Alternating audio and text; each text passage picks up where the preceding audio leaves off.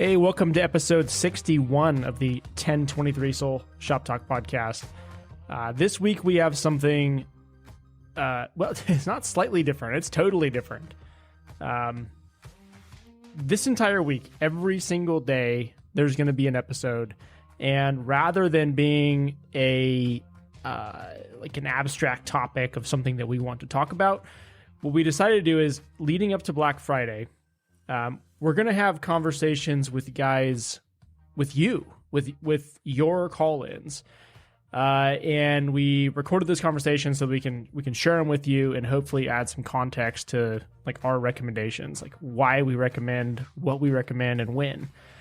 And especially leading up to Black Friday, like right now, you know, we're 5 days out from Black Friday, and every year, you're all diesel heads like us, so you're looking to buy parts, and it's really easy to make the wrong choices.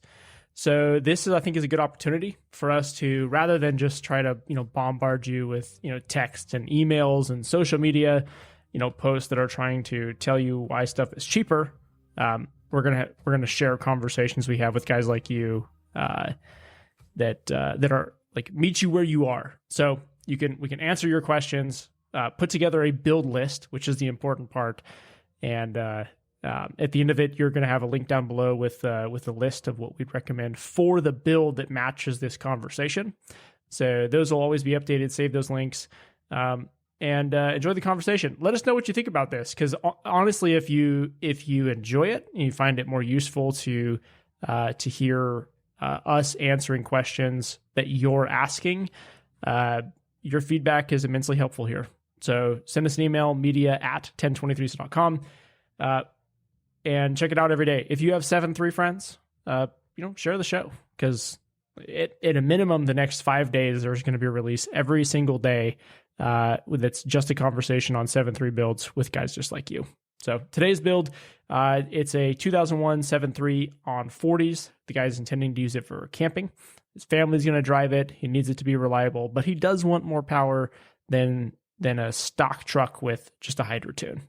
So check out the build list in the description and save that link, because we're going to keep it updated with whatever the parts recommendations are at the time.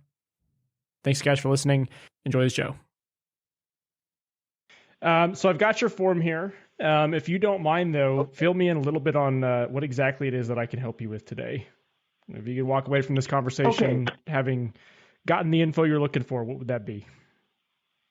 Yeah, okay, I'll make it real simple for you. I'll tell you the best thing that you did was when you did that show, your podcast on can a 7.3 make 6.7 power? Mm-hmm. That pretty much right there, that explained a lot. So good. That kind of took away unrealistic goals or anything else that used to be in my mind with a 7.3, especially after I drove my brother's 6.7, went to Idaho and drove his 6.7, his new one. It's a 23, and we towed I think it was only like a 14,000 pound trailer. But we drove for 7 hours. I drove like 3 of those hours, and I can't even believe how those trucks drive next to, a 7.3. I mean, it's just, there's no comparison. There's not. I mean, it stayed in the turbo the whole time. We were getting like 17 miles a gallon pulling this trailer. The truck was just unbelievable. I was like, oh my gosh. And I was going to drive my 7.3 from Arizona to Idaho to go on this hunt. And, man, it would have cost me $1,000 of fuel to go there and back. So, it was an eye opener after driving a 6.7. Like, you just can't get a 7.3. I don't think there's anything you can do to make it even close to what the new trucks can do. Yeah, it's very different technology. Also a lot more money. So we can certainly make 7.3s good trucks. And they, even from the factory, were good trucks, but you're not going to make old technology the same as new technology. Yeah. No, I mean, it was definitely an eye opener. So, I also have a 2012 Ram, the 6.7, the high output. And, so I but my 7.3, when I compare it to that truck, they're neck and neck on a lot of things, so it was a big jump to go from, my 7.3 to my Ram and then driving a new 6.7, like, there's major differences in all, or the major difference in the newer trucks from Sure. even a 2012 Ram. I mean, it doesn't come close. Yeah. So, but as far as my 7.3 goes, so what I'm doing with it, I know when I sent you the build sheet, how the truck's built right now, it's sitting on 40-inch tires. So I know rolling resistance and all about it. And I don't care what I do to the truck. I can't get, any kind of fuel mileage out of it with that type of rolling resistance, even with the gears that I put in it. So I'm not unrealistic about that. I was going to keep it that way just for dumb reasons, because I don't use the truck that much. It only has 100,000 miles. It just sits covered up in my garage. I mean, this year alone, I've only put, I think, 200 miles on the truck, 300 miles on it, and just fired up here and there. The only reason I don't get rid of it, it was just, something I bought for myself, the first new truck I ever bought, and because it pisses my wife off that I still have it. So I told her that, she's going before the truck. So I use it for just towing down to the launch ramp here and there. And like I said, I got it when I was 25 or 24 years old, 24, and I just haven't wanted to get rid of it. So, but I liked how it sat, liked it big, but it's impractical.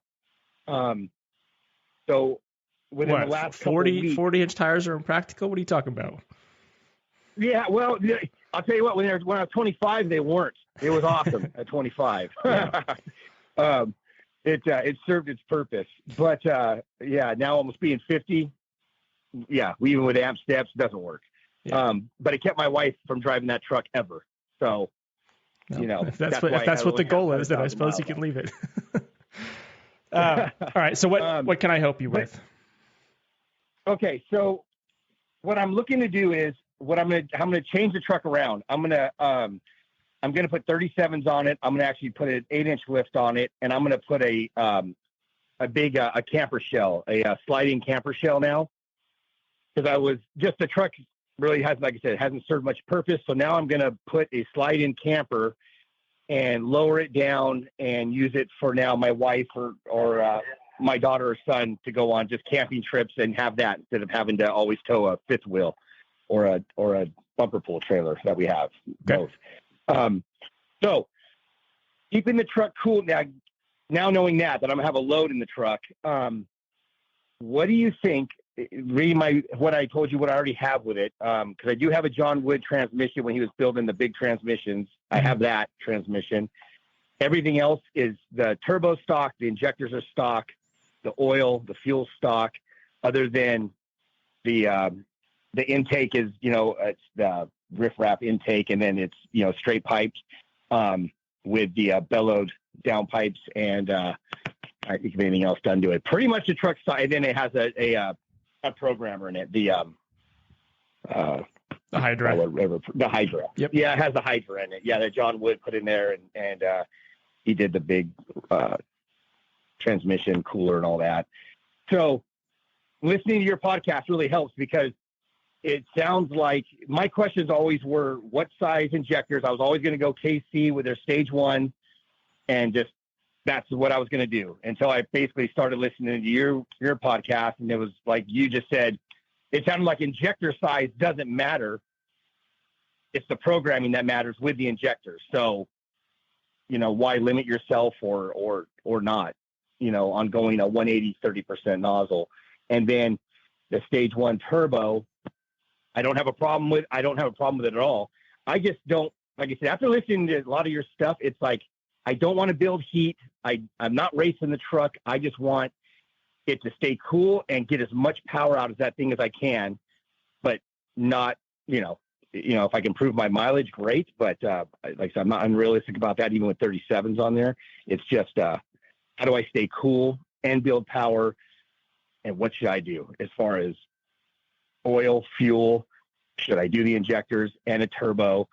And just go from there. If you had this truck thrown at you like that, what would you do?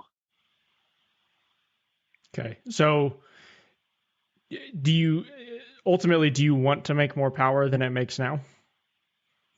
I'd love to make a lot more power than it makes now. I mean, no lie. I'd love to make as much power as I can without having to do head studs, and, blowing things without having to get into the engine, that would be great. Okay. So the truck isn't driven a lot. It's going to be used just, a little bit as a kind of a family camping rig, a cruise around truck every once in a while. Am I understanding that correct? But it's not a Pretty daily much, driver. Yep. It's not towing a lot, but it will have a slide-in camper in it. And is there any problems with the truck now? Is there anything that needs to be addressed, or is it pretty much a healthy truck as it sits right this moment? No, it's a healthy truck. Doesn't drip a drip of oil. Like I said, the transmission, everything's solid on it. Nothing. I do, like I said, I will tow with it. I do have a bumper pull 30-foot trailer that I'll use it to tow. Because I have a drop down hitch and I'll reinforce and stuff. So I do tow sometimes out to the desert or things like that. But it pretty much is my secondary truck. My Ram is my primary that I have the fifth wheel receiver and stuff, and use that more or less. Sure. All right. Are you going to be doing the work on it? Or are you going to have a shop do any repairs? No, I want to try to do as much as I can. In Arizona, where I'm at, there's maybe one shop that I would trust, but the turbo, the injectors, I've watched, millions of videos probably the last 10 years. I mean, yeah, I can do that. No, I mean, it looks like fun. The fuel system, like all the other questions I have of fuel systems and crossovers and bull deletes, I've watched videos. That looks simple enough. And then all the stuff, as far as the big oil, going to a bigger oil pump, that is pretty damn simple. So everything looks pretty simple on the 7.3. And I just like to do it myself because I know it gets done, hopefully right. I do it right, but everything's tightened up and then I know what I did. And if something sounds wrong or it drives wrong or something goes wrong, at least I know what I did and I can point to someone like, hey, I did this. And, here's where you should probably look. Or if I take it somewhere, I have no clue. Sure. Well, at the end of the day, you already, like if you have a hydrant in the truck, that's already going to make as much power as it can with stock injectors. So if you want more, then the answer is you have to upgrade the injectors.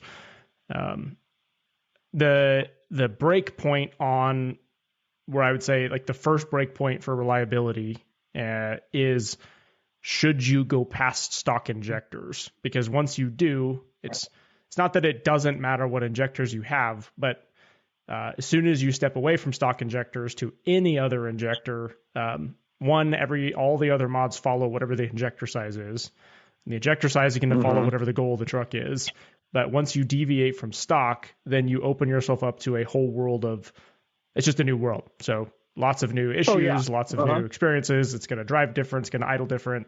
It's going to be different to work on for better or for worse. It just will not be like stock anymore. And so the thing to decide is initially, do you want more you want more power? And if that's the case, then it's upgrading the injectors. And once that decision's made and you're good with the, deviating from stock, then it's just a matter of, okay, well, let's pick a number and here's the parts list. The simple thing is picking what parts to get to a power level. I mean, we've done that thousands of times. The difficult thing is deciding what that should be. So exactly. Basically, if the truck is going to work, I would not recommend, and this kind of falls within your guardrail anyway of you don't want to do head studs and valve springs and stuff. If the truck is going to work, and it sounds like it will be, even with a camper in it, and if it's going to be driven by lots of people, so it kind of needs to not be like difficult to drive. Someone's have to know how to drive it. Where they, if they don't know how to monitor the systems, it's gonna, they can have a problem. Yeah. Then I would not do anything larger than a 180/30 injector. So any like stage 1.5 injector. Okay. And that's for both of those reasons. One, that's really as big as you can go without a 30% nozzle is as big as you can go without worrying about the top end of the engine too much. Okay. And once you get into like 80 or 100% nozzles, it very much changes the game on the rest of the build, and it will turn the truck into it will have its own personality that sure, anybody could probably drive it, but I don't know that I'd want to throw everybody behind the wheel without understanding what they're driving. So Okay. Okay. For better sake of the conversation, if it were just me, which it won't be, would you, like I said, I was always stuck on the 180 30s. Mm-hmm. Until I started listening to a lot of your stuff where it sounded like you should perhaps go bigger or build bigger, but you can program it and run the turbos and run the things to make it more efficient at, so you don't have to run it at its capacity. So you always have that, or is it just better to go with the 180 30s and not even mess with, like you said, like kind of doing 100% nozzles and all that kind of crap? If you're not planning on building the rest of the truck to handle 100% nozzle, then there's no reason to buy 100% nozzle. There's no reason to give yourself the problems that come with that. Like it would. Okay. The bigger injectors you go with, the more problems you're going to run into. And that could be anything from, like I said, the way it starts or idles or it smokes or if it runs poorly, trying to figure out what's going on with it. Getting tuning dialed in, like everything becomes bigger when you put bigger injectors in it. And that could be fine if you're going to build the truck and you want the power that they bring. But if you're not intending to use it or you're not intending to build the truck for it, then there's no sense in dealing with those problems either. Oh, okay. And when you say all the supporting mods going past the 180 30, are we talking, is it just the stuff that I want to do anyway? If it's recommended by you, just even on a stock motor, as far as doing the like the fuel system with like the 4-line feeds, and I don't know about a bowl delete or keeping it. I was gonna ask you about that, and doing all the stuff like the hutch mods and all that to the tank, and then getting the big oil. Like if it were a stock engine, do you still want to do all those other types of cool things that have come out in the last few years to just make that engine stock, if they were just stock, even better and more efficient, run better? Or are those necessary needs if you go bigger than a 180 30? Is that what you're referring to? Yeah, well, it's going to be different parts depending on what the end goal is. If the goal is to use the stage 1.5 injector, and those injectors are what we choose that fits your outline, then there are some fuel system mods, and there are some, like in this case, let me be specific. If that's the injector you go with, I would recommend keeping the fuel bowl, using a 4-line feed kit that keeps the fuel bowl. I would recommend some sort of hutch mod and adding a filter between the tank and the pump. You're probably going to have to upgrade the high pressure oil pump in order to keep up with any aftermarket injector. But that's something you can validate later. And you're going to upgrade the turbo. And you will still need to upgrade and change those things, even if you went with a bigger injector. It would just be different components. So, like if let's say you went up to like a 205/80 injector and you wanted to make closer to 500 horsepower, then the build changes because now you're going to do a complete fuel system, remove the fuel bowl. You're going to need head studs, valve springs, push rods, a different, like larger high pressure oil pump probably. You're going to need, your transmission should be fine. And what year did you say this truck is? Is it a 99? It's an 01. It's 01. No, it's 01. So it has the powder rods. That's why I'm careful on what I do. Yeah. So in that case, I mean, that's a guardrail anyway. Like if you want an engine that's going to stay together, then there's no chance I'd recommend more than a 30% nozzle on that engine. There's a very high chance if you go bigger than that, you will huck a rod. Really? Oh, see, that's what I don't want. So that's why I just even make it easier for you, because you're probably like, gosh, damn, where's this guy going? Because what's the horsepower on the truck stock? Bone stock, they make about 200 horsepower to the ground. About 200 to the ground. Okay, so then I think I've heard on your shows like 400 horsepower. I think is like the number I think I've heard you or guests talk about. Maybe it's a little bit more. There's a peak number somewhere before you're like, okay, now you're going to run into the problem, especially with my engine, the 01s. And that's the number I'm looking for. That's the number I'll shoot for. And that's where then it's just asking you, like, how do I get there to do it once and do it right? Like, yeah, basically it'd be a stage 1.5 injector. Like if you're going to, if you want to make as much power as you can make without a high risk of hucking a rod, that would be like a 180/30 injector. That would be the max size, which will equate to like that injector with the proper supporting mods would equate to around 400 horsepower to the ground, like wide open throttle in a race tune. And I guess if you want a reference point, basically a totally stock truck, removing like large tires and stuff like that, a totally stock truck that's totally healthy makes about 200 horsepower to the ground as a peak number. If you put a race tune on a stock truck, if everything is working well, it'll make about 300 horsepower to the ground. And if you go up to a stage 1.5 injector, and again, if everything is working right, you have proper supporting mods, it'll make about 400 to the ground. So you gain about the same power and sort of the same, like across the board, the same kind of power going from a tuned stock injector truck to a like stage 1.5 build. So a similar gain is going from stock to tuned as is what you'll get going from a tuned truck to a, stage 1.5 style build, if that makes sense. But that is the limit on what's going to be reliable. In other words, like avoid catastrophic failure. Oh, okay. Now, are those 180/30 nozzles, are those single shot or are they hybrids? Usually, traditionally, they're single shot, I think, correct? Well, those are two different things. No. They are single shots. They are not hybrids. But all hybrids are also single shots. So the nozzle we have in a stock one is a split shot. I'm sorry, I didn't mean hybrid. I meant a split shot. The nozzles we have now in a stock truck are split shot. Correct. Going to a stage 1.5, going to a single shot. That's where I was going into. Am I talking like some major or tuning problems with the chip I have now? I got to send it back out or get the tune sent to me because it doesn't tune the same, correct? When you go to that single shot compared to a split shot. So you can reuse your same device. That's kind of the beauty of using a PHP Hydra. It's a very well supported hardware. But you will need to get tuning that matches the new injector size.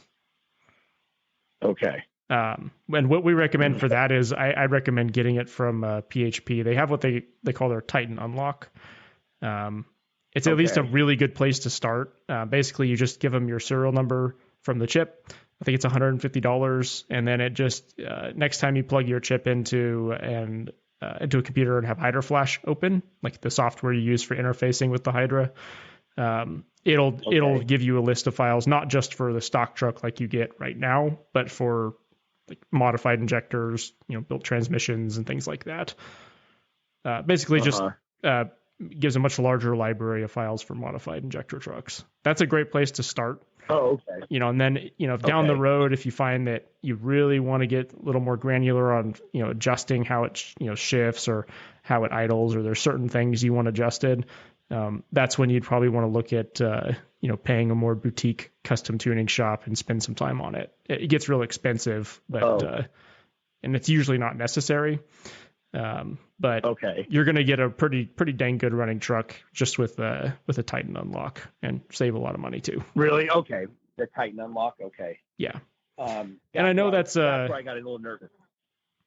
Yeah, I know that I kind of threw in a lot of stuff out there too, and I'm not even covering everything. What'll end up making the most sense, I think, is once we know what you're looking for, I'm gonna send you a full checklist. Like, here are all the components it takes to get what you're trying to do lined out, and we'll also give you a pretty good breakdown on how and what is the tuning and where do you get it and how do you interface with the chip. All that I can explain. But I just kind of want to figure out first what are you looking for, and then we can put that list together for you and make it a little simpler. Okay. So like I said, it's probably frustrating for you because I just have too many questions. I've wanted to do stuff to this truck a long time, but to make it, like I said, as simple as possible, 400, as close as I can get to that 400 number, or as much as I can make without having to do all the other, crazy head studs and all the other stuff. So as much power as you think, possible with a stock truck before I have to go crazy, getting the power to the ground. So whatever that looks like, whatever the supporting mods are, I'd love to know all that. The turbo, I know that, KC wants you to get the 300X, the stage one at 63, 68.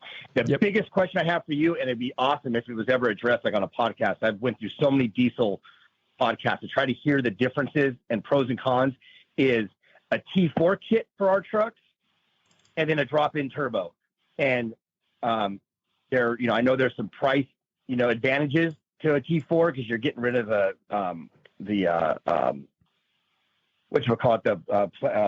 gosh damn it, in the back, the pedestal. But, there's pros and cons to both. And I've never heard a good podcast or anybody talk about like, don't do a T4 because of this, or it's this expensive compared to a drop-in, or drop-ins are better. The T4, it heats up, or you have these problems. And I just was curious if you had if you have a recommendation or like a hard no, don't do this, just go this way. Sure. Yeah. So listen, you're going to find, if you look for answers, you're going to find every type of answer. The problem is that most people, and I'm not saying everyone's opinion's wrong, but most people's opinions are based on one experience. And I don't think that's good enough to have, it's worth taking into account for sure, but I don't think it really matters as much as like, if you haven't used both extensively, then it'd be hard to say one's better than the other, I guess is what I'm trying to say. I don't know how to say that nicer. No, that's perfect. Based on everything we've seen, here's the best way I can answer that. There's nothing, just let's say performance wise, the way the truck's going to run, there's nothing wrong with the T4 kit. They're fantastic. Picking a proper turbo in this case, let's say like an S363 or an S364 and a half, like a Borg Warner Charger would be great. The truck would run awesome. It will run equally as awesome with a comparable KC Charger. And it's not a matter of KC turbos. Is a KC turbo better than a T4 turbo or a T4 mount kit with a similar size Borg Warner turbo? It's just a matter of, because KC turbos exist and their turbos are what they are, and you're looking at a build that's on the a very reasonable smaller side, they're a great fit. That is not across the board. If you were looking at a 500 horsepower build, then there's basically no time where I'd recommend a drop in, even though KC has options that work with that. But yeah, there's for a build like what you're looking at, their stage one turbo and a Borg Warner, let's say like 363, they perform nearly identically. It's just going to cost a lot more money to move to a T4 kit than use a drop-in. And so there's not, unless you just really want a T4 kit for some other reason, like one example would be, some guys like the way they look. They want to powder coat the pipes and make it really sexy under the hood, and that matters enough to pay more money for it, then sure, that's fine. It's not a bad route to go, but it is going to cost about $1,000 more to go that route, and there's not really going to be a performance benefit. So, I specifically mean on a build like this. Like I said, if you're doing a different build, something that's a lot bigger, then it's a different answer. But in a build like this, both are going to perform nearly identical. Oh, okay. Well, that's good to know. I'm glad I heard it from you. I just didn't know if it cooled better, if it just flowed better air. Just didn't know if it just because you are getting rid of, some big, components that are on a drop in. And, I just, was just curious. I just didn't know if people just didn't want to spend the money, but it was worth it. You don't see a lot of them, especially out here, but, it's just one of those items that I've never really heard addressed. The people that have them love them. Yeah. Everybody has a drop in. They love them. I've never heard anybody that's had both and said, here you go. This is what, I'd like to do, or what I would have done the first time. And that's kind of where this phone call is with you. It sounds like from all your experience and from all your podcasts, everything you've done, you've put a lot of money into your 7.3, and there's a lot of things you've done that now, if you had to go all the way back again, you would know exactly what to do and would have saved a ton of money.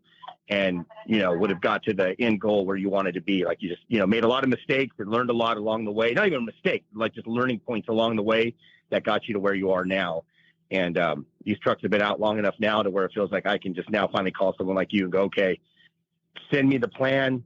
And if that's it and gets me there, then awesome. I'm just going to start buying it and getting it and then do it. Where before, the last 10 years, when I get my mindset on something, all of a sudden, a year later, something comes out. It's like, oh, you should have done, don't do this, do this. I'm like, gosh, damn, I'm glad I didn't, it's like getting a tattoo. Yeah. Great at the time. And a couple years later, you're pissed. So yeah, well, that's exactly that's what I need from you, kind of, is what I was hoping to get from you. Yeah. And you'll find, different people are going to have different answers. And let's say you went with the T4 kit. I don't think you would be upset that you did that. I think, you would be like everybody else that goes to the T4 kit. You say, man, this thing is great. Was it worth $1,000 more? Probably not. I mean, if you had a drop in, you'd probably be equally as happy, but that doesn't mean you'd be unhappy with the T4 kit. It's just, is it worth spending more money for you? And I would say, just objectively, which one is going to be a better choice for the cost and performance? I would say that would be a drop in, Casey stage 1 in this case. But if you have an alternate reason to want something else, then that's, it's worth taking into account. Another example, just to kind of give you the, my idea of what the logic is in this. There's no reason to buy a complete fuel system. There's no reason to spend, $1,200-$1,300 on replace the entire fuel system just from a, performance or reliability standpoint on a build like this. That said, one of the reasons why people that are doing a build like this still buy an entire fuel system is, one example is, we have guys that have farm trucks. They got a bunch of equipment, a bunch of, Duramaxes with fast systems and Cummins with, fast and stuff in them. And they want all of their trucks to have the same fuel filters on the frame rail. And that might be a reason to go with a complete fuel system like that, because it can just have the same filter base, buy 2 of the same filters, and all the trucks have the same thing. And so there's always alternate routes for alternate reasons. And, if you've got some reason why you would want something else, then it's worth talking about. But just if we're saying as base, what is going to work very well and be cost effective, then that's what a drop in, Casey stage 1 specifically, I would use unlimited 175/30 injectors, like a CNC fab, stage 2 HPOP, and 4-lane feed kit, hutch mod and new tuning. And that's going to be a good setup. It will be. Is there other routes you could go that will also will work? Then yes, there is other routes that will work, but there's not really a need to deviate unless you have a need to deviate, if that makes sense. Yeah, it makes perfect sense. So I don't think it was IDP. I'm not sure. If someone makes, I thought they were on your podcast, they make a dual Bosch system, where you can actually have it on a switch to run either pump, so if you lost one, you had another one. I just like the redundancy. I thought that was cool when I heard about it and stuff, and I found it. I don't know if it was on your way, if it was IDP or who makes that. There's a couple of them. Strictly Diesel makes a system with dual Bosch pumps. Yeah. Okay, I guess it was them, and that was the only reason I liked that. When you're talking about a big system that I don't need for, I guess, this build, it was just the redundancy. If I lost a pump at some time, I mean, the truck is, how old is this truck? I mean, it's over 20 years old. I haven't lost a pump yet, but yeah, I don't think I need 2 of them right now. But exactly what you just said, the build and how you would do it, that's kind of what I want to know. And anything else you would throw at it is what I just want to know. And then I just want to be able to start ordering it and getting it. Now, if I start ordering this, just a question, just entertain me for 1 second. Would you do one thing at a time and drive it for a while and then go to the next mod, drive it for a while? Or would you, if you had the truck, would you tear it all down and get all these boxes and put all this stuff on there and fire it up and keep your fingers crossed? Or would you kind of want to do one thing at a time and test it, make sure it works, there's no leaks or this or that nothing fouled up the truck? So if anything goes wrong, okay, well, it has to be here because it's what I changed. Or do you just kind of go for it? and in this case where you're at right now, I would probably just go. I would do most of the work at the same time, unless there's like if you're trying to budget it out and do it over time, that's fine. But there's not a like mechanical reason to not just do everything at once. Mostly because you've already done the first step we recommend, which is you've already ran the truck tuned, you've monitored its health, and it's running very well as is. There's no known mechanical problems as it is, which are two things we like to address before doing any sort of build. And then, and so as you sit right now, there's good reason to want to do most of what we're talking about at one time.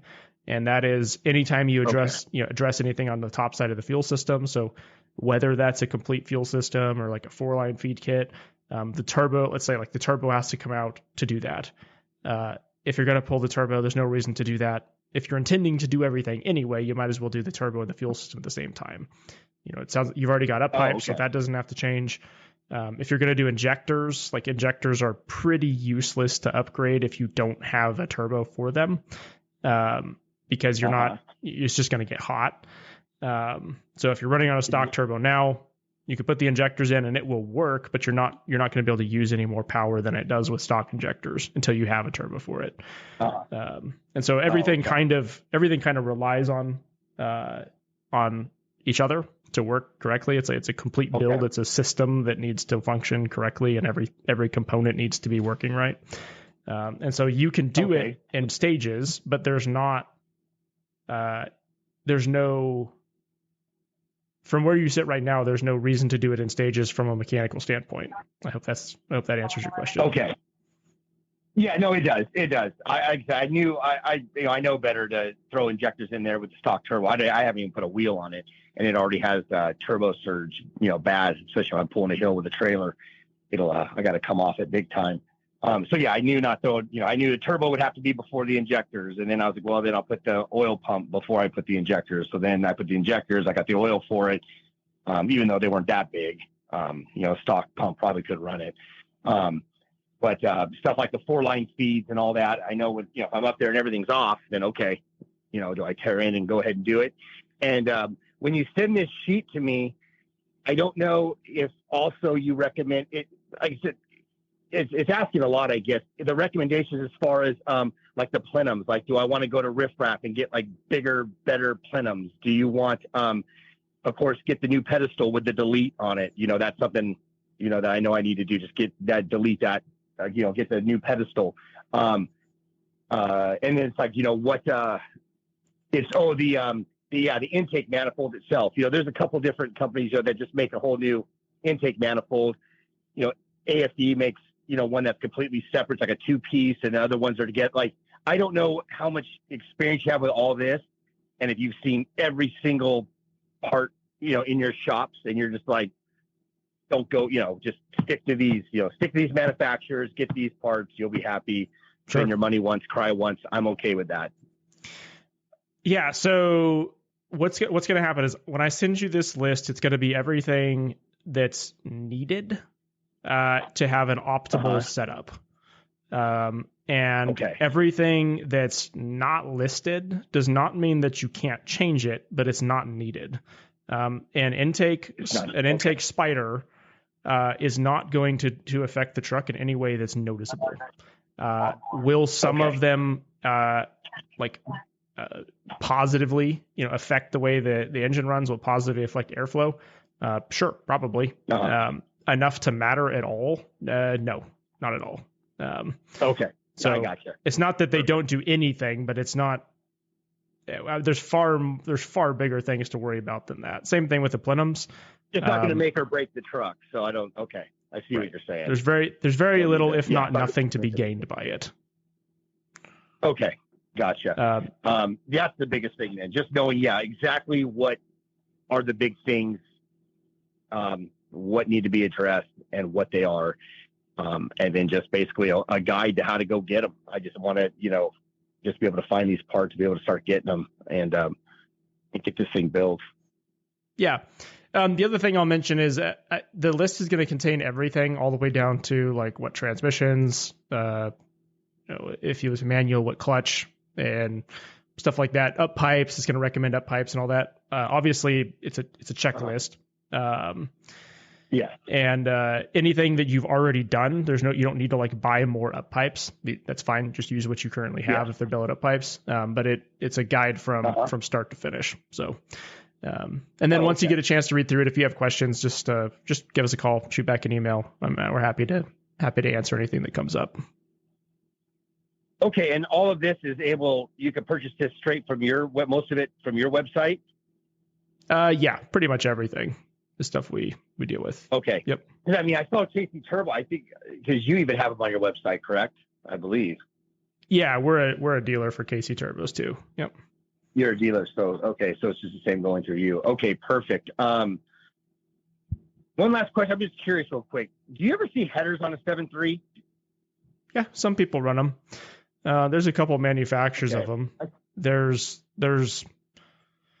They usually don't make sense. One, they're really expensive, and two, they don't tend to last as long. They tend to be more prone to cracking, like at the weld points and stuff. And there's not, again, it's the manifolds are not a major restriction. There are far worse things that are not even really addressable, like head flow issues that are more of a problem than manifolds. So the time where they make sense is when you've already done everything else. You're pushing the truck as hard as you can, and you want to you'll pay any amount of money for the tiniest bit of gain. Then stuff like that starts to make sense. But if you're, there's not going to be a massive benefit to them. No. Okay.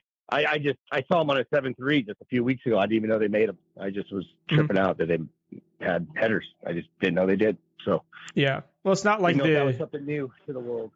So. Yeah. Yeah, it's not one of the things I would put on my list up front. That's for sure. Hey, thank you guys for listening. This was episode 61 of the 1020 Diesel Shop Talk podcast. I hope you enjoyed it. Tune in tomorrow. Like I said, the next 5 days, we're going to share these conversations. The build list for what we recommend on this type of build is always going to be linked in the description of the podcast, or if you're listening on YouTube, it'll be linked down below. My apologies. These are these are not video podcasts. They're just they're phone conversations. So check it out in the link in the description below if you're interested in the build list. And if you just want to hear more builds that apply to you, well, email us, media@1020.com. If you're on Apple Podcast or on Spotify, please leave a 5-star review if you enjoy this, and leave a comment. Let us know what you think. And check us out, 1023diesel.com. If you have questions, or if you want to be part of one of these conversations, the build call list is linked below. Just fill out a form, schedule a time, and you can be part of this. You can be on the show.